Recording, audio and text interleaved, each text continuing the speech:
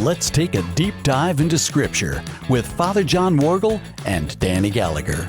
During each episode, we'll be sharing our insights about the Bible passages presented on a related post on Father John's website, ancienthopes.org. To find the post we're discussing, go to the ancienthopes.org website and search for the title of this podcast using the search box on that page. Our discussions on this show will follow the posts listed on the ancienthopes.org website.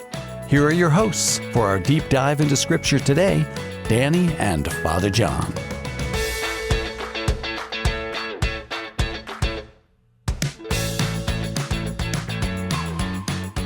Welcome back, listeners, to another deep dive into Scripture podcast and radio show. I'm Danny Gallagher, and I'm in the studio with Father John Worgel. Welcome back, Father John. It's so good to see you this afternoon. It is great to be here with you, Danny. Usually we are here in the morning, but today we're here in the afternoon, That's right. Which is kind of fun. Do you fun. think it'll still work for us? I don't. Now that's a great question. Yes. So are we too tired or whatever to be able to think? Okay. So we're finally getting to the point where we're getting closer to the end of the incredible, really incredible Joseph story. And I have to say just one more time, hate to do it, but these podcasts about the Joseph story have been so good for me because it has really literally opened up so much about the story itself, but then my own faith journey and what I'm thinking about in my own, past life, sin life, remembering things, all of that stuff that Joseph has helped me to understand. Well, it works the same for me. I mean, when I write the post and when we do these podcasts, it forces me to think things always in a new way. Yeah. And so this deep dive is a deep dive for me as well. It's not like I'm sitting here with all the answers and, Yes. It's not like that at all. It is kind of funny because it does make me remember when you first came to me with this idea and you said, no, this is going to be really different. It's different than anything else. Any other podcast about Scripture, it's not the same. And so I looked at your posts and I thought, okay, well, we'll see. We'll see. But I'm telling you, it is different. And I love the way that we do it, the interactive way that we go back and forth and then sort of just break open some of these things that I had never thought about. Right. And a lot of it is simply placing yourself in the context. Right. Yeah, true. And trying to imagine what it was like for them. And that's what we're going to be doing today. Yes. Right. So we begin with Joseph and his brothers. Let's see, they were coming back in our last podcast. Now they arrive, right? Is that correct? That's right. Remember, I think the last one was something back in the land, 20 years, going nowhere, right? Yes, that's it, yeah. And all of a sudden, they have to do something. It's kind of like things often happen suddenly, okay? Yes. Like Joseph was moldering in the prison for a long time, and all of a sudden, suddenly it happened, okay? The family is just going nowhere, and then suddenly something happens. And, yes. And that's how life is, don't you think? Oh, yeah, absolutely. And then also the idea that Joseph is kind of the director of the play here. And That's right. He's started that was a couple of podcasts, so he started his first act. Right. And has got the brothers set up to understand, to learn a little bit more about who they actually are. I mean, he's trying to help them to do that. Right. And now we're into sort of the final act. That's right. See, the beautiful thing is Joseph has power, but he uses it wisely. Yeah. Okay, that's the big deal here, right? Yeah. If only I could do that. Right. Yeah. So we have Joseph with a watch out for his brothers. His brothers are coming back. They're bringing Benjamin with them. Oh, yeah. And they don't know how this thing's going to work out because if we remember, they have to return the silver. Right. That's it. They found the silver. Yeah. And they know something bad is going to happen to them. Right. They're scared because they're going to be thieves in the eyes of the Egyptians. And then what? Right. Yeah. So they don't know how their reception's going to be. Yes. And they have to come back because they ate all of the grain that they had. Right. So they don't have any choice but to come back to the source. Right. And Joseph knows that. So what he does is he invites him into his house. Ah, Okay. yes. Now, again, they don't know what this is about because it could be that he's going to make them his household slaves, right? Mm-hmm. Instead, he lays out a feast for them. Yeah, crazy. Yeah. And not only that, but, to the detail, he's planned this thing out because he has them all sitting according to the order of their birth. Yeah. Right? I know there are a couple of things about this. You'd think that they'd be going, hey, wait a minute. How does he know this stuff? Yeah. Hey, you're sitting here. I'm saying, I mean, they're all got bushy beards. Right. Right. They all probably look about the same age. A lot of them look about the same age. How are you going to figure this thing out? Right. But he's got to figure it out. Yeah. Right. And then he gives Benjamin 5 times more than all the others. Yeah. Now, what this looked practically, who knows? I mean, he's a young guy, probably had a big appetite, but when you really get down to it, he's sitting there with gobs of food around him, right? And the others were eating plenty, so this should get them thinking too. Okay. You think that it would, but there's nothing in the scriptures that helps us to understand that they were smart enough to sort of look at this and go, again, what is the deal here? Why? Yeah. Or how does this guy know that Benjamin is special? This special, right? He doesn't know that he's the same mother as he, right? Yeah. And that he's the pet. I mean, right? Yeah. And so this tests the brothers. Yeah. Because is there still favoritism going on around here? How are they going to think about Benjamin being the favorite? Mm-hmm. Right? Just like Joseph was the favorite. Right. Sure. The other interesting thing is I kept wondering, how is he communicating with these guys? Is he communicating in their language or is he communicating in it's assumed that there's an interpreter. Oh, right. Okay, good. Because the other thing I was thinking was, while they're in there, because he was separated from them, right, when they were eating, as Egyptians normally do with people who aren't Egyptian, they're in there chatting away, talking, not knowing that he could understand hears everything that's going on. Right. That's important as well. Yeah, wow. Because that gives him a way of really testing their hearts. Mm-hmm. Yeah, he can hear what their hearts are really saying when he's not in the room. Right. And so it also is a sort of a deja vu when the brothers were all eating and making merry when he was in the pit. He was separated from them. Right. But now everything's turned around. Yeah. Okay. So that's very clever in the story as well, don't you think? Yeah. Oh, yeah. There's all of these very subtle details. Once again, I'm telling you, I just read through this story so many times without catching all of these really cool extra details. Right. So the brothers had just gotten done passionately explaining to the steward, we didn't steal this money. And the steward says, oh, no, don't worry about this. God must be in on this. Yeah. And they probably look at the steward and saying, God is in on this, right? Yeah. What are you talking about? Yeah, that's impossible. Or whatever. Right. So here we go. Okay. Joseph is looking at the boy. The last time he saw him, he was a boy. Right now, he's probably a young man. And all these memories of his mother and the good times he had growing up, all starts flooding in there. He excuses himself. Right. He just can't contain the emotion. Right. Yeah. Which is a good thing. But he knows that if he shows emotion at the wrong time here, things could head south real fast. Well, then they're going to actually say, hey, something is going on here. They're going to actually begin to get it. Yeah, right. And he doesn't want them to get it until the perfect time. That's right. Too quickly, yeah. Okay, so, he sends them away. I think, again, they put silver in a bag. But in Benjamin's bag, he puts his diviner's cup. Yeah. Now, that is an interesting thing.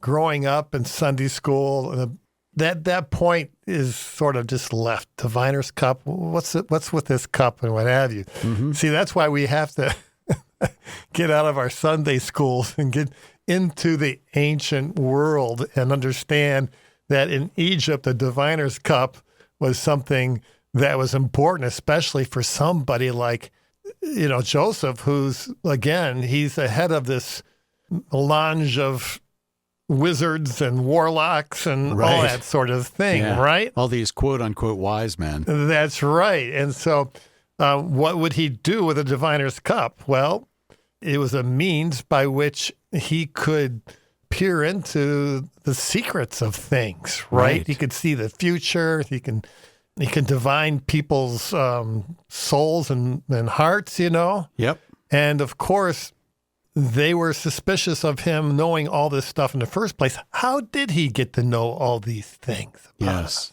Diviner's cup. Aha. It's his diviner's cup. Yeah. Right? Now, the reader knows that that's not how he knows. Of course, right? Yeah. But if you're looking at it from the perspective of the Egyptians, this guy's a real magician. This guy's a real wizard. Yep. And these guys would have thought the same thing. Right. You're listening to the Deep Dive into Scripture radio show and podcast with your hosts, Danny Gallagher and Father John Morgul. The text that we're discussing can be found on the ancienthopes.org website. Then use the search box to find the post with the same title as this podcast. Let's get back to our show with Danny and Father John. But if you're looking at it from the perspective of the Egyptians, this guy's a real magician. This guy's a real wizard. Yep. And these guys would have thought the same thing. Right. Oh, man, this strange and eerie potentate of Egypt that heads the school of wizards, like Hogwarts of Harry Potter himself, right, Dumbledore, Yeah, that's it, yeah. This he's looking right into our souls, Right. Right. So that's how he's figuring that out. And then what does he do? That cup, the most important thing to these guys, he puts it in Benjamin's bag. That's right. So that it'll be found. It'll be found, right. So they haven't gotten too far away before they hear the rumbling of chariot wheels. Okay? Yeah, coming up behind them. I'm sure that their hearts just sunk. Yeah, as soon as they saw that the dust from all of these guys, the steward and all of those guys that were with him. That's right, looking very unhappy. Yes. And he said, someone stole my master's diviner's cup. Yeah. And he looked, he says, oh no. And that person is going to die. I mean, that person's going to die. And they're all thinking, none of us has it. Don't worry about it. Right. Until it shows up in Benjamin's bag. Yeah. And that's when things really go south, right? Yep. They're totally and completely, what should we say, just in shock. Yes, in shock and emotionally about as low as you can go. Right. And of course, that's where he wants them to be. Sure. So he lines them all up. You know what I mean? And he's testing them, right? Yep. And what happens is that Judah stands up, and we won't read it here. The listeners can read it in their scriptures and see this speech. It is a beautiful speech by Judah. And it's not one that he practiced. It was something totally from the heart. Yeah. However, it does have a structure to it. 14 times he makes reference to his dad, his father. Yeah. Okay, that's twice 7. Okay, the perfection. So that number is really important here for the reader, right? Because here's Judah, who really had no love for his father growing up. And no reason to either. And he recognized all the faults of his father. Matter of fact, a lot of those faults carried on to him. Yep. But he was able to work through that, right? We've talked about that. And he was able to get beyond his own stuff. Yeah. His own self, right? Yeah. Well, it took him a lot of different things, but he finally had a big realization of who he really was. Right. And could see himself not as he wanted to be, but as he actually was as a person. What God made of him, yes. right? There was deep down a good heart in Judah all along, but he probably didn't recognize it much, growing up, Remember, he left the family, said, I've had enough of this dysfunction, Right. Sure. right? Yeah. Yeah, but somehow he came back, and he never pretended to be the leader of the family because he's fourth born, right? Mm-hmm. Right. That was Reuben's lot. Of course, we talked about him last time, right? Yeah. Then there was Simeon and Levi. These Nasty guys were kind of ruffians, and so he comes out as the pleader, okay, and he pleads for his dad, which shows you that he really loved the father. Yeah. He really loved his father all along. Yep.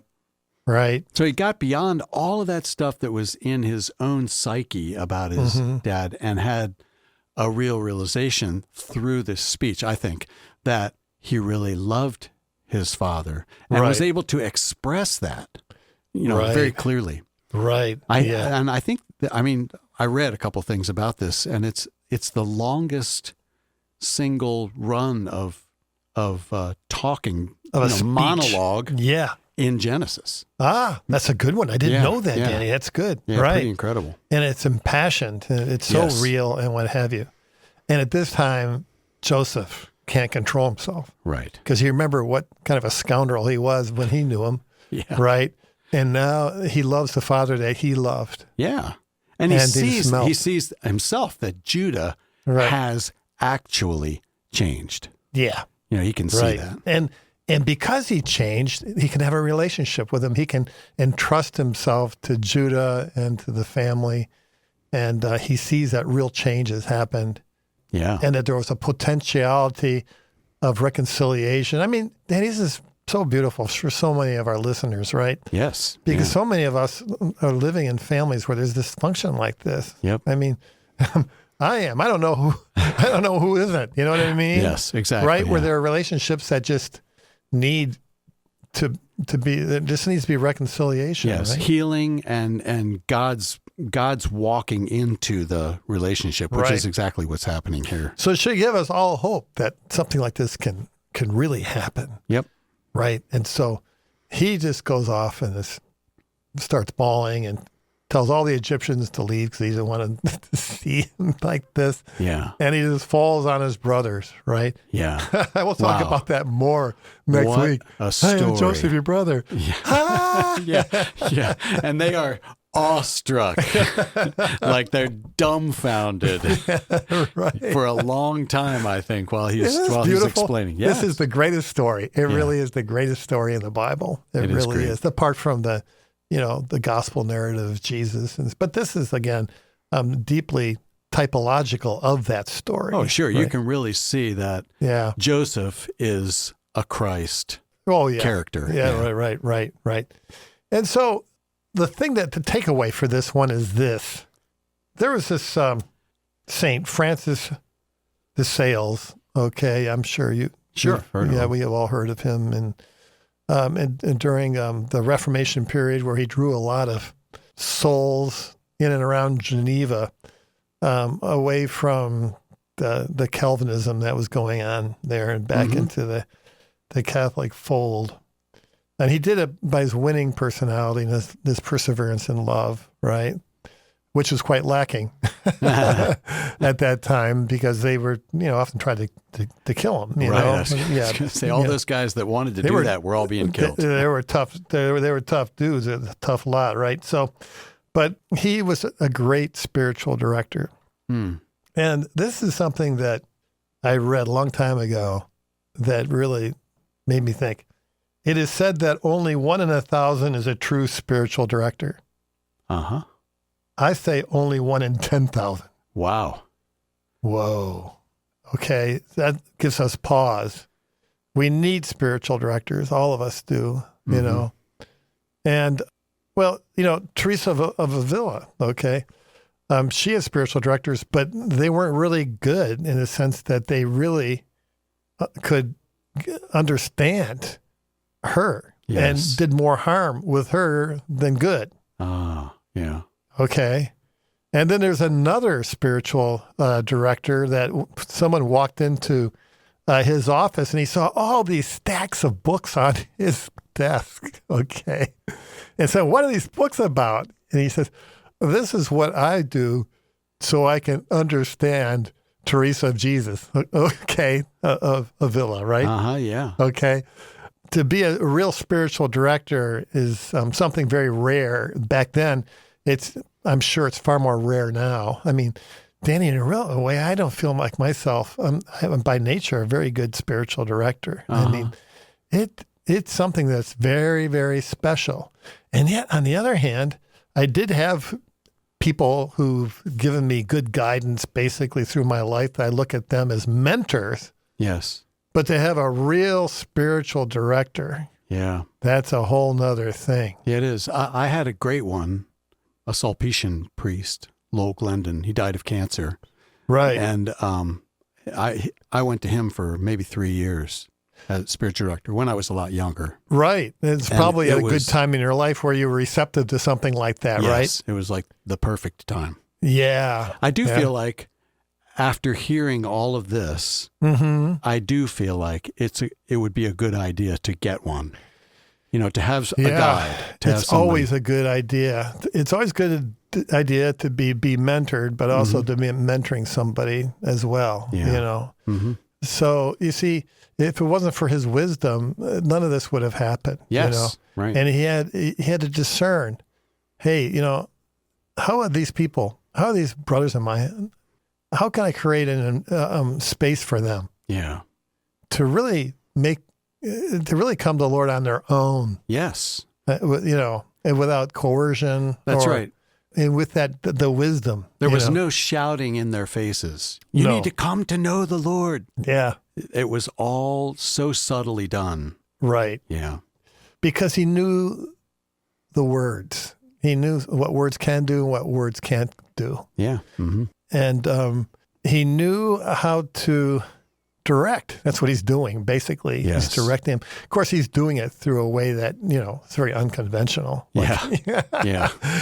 With a silver divining cup. There you go. None of us have, I don't have one of those. I don't think I ever will, right? You know, or with the money and how he did things like that. But but the thing is, he went through it himself. And because he went through it himself, he was able to be of help to others. And I think that's what makes a great spiritual director is the time spent coming to know yourself so that you can be a great listener. That's good. And feed that back, you know, to people. You have to be a good listener. Yeah. Right. They have a couple of great programs at Bon Secours to become a spiritual director. And I only know about that because of Doris' work. Yeah. I mean, that's important. That's really important. So, well, anyways, I think that's all we have for today. And so we're getting close now, Danny, to the end of the story. I know. And then we go on from here. We have an endless agenda here. Scripture, you know, we were just talking before this, you know, we'll be in our 90s when who knows where we'll be in this whole thing. Right. Well, on that note, I'll see you next time. God bless. Bye.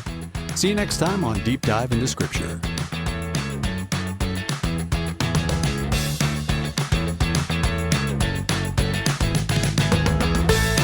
Thanks for listening. Please go to ancienthopes.org and the Books of the Bible links on that page for related posts from Father John. You can find more episodes of this show on the WSJF podcast server or on the Apple and Spotify podcast services. See you next time when we take another deep dive into Scripture. Don't forget this week to open that Bible and dive right in.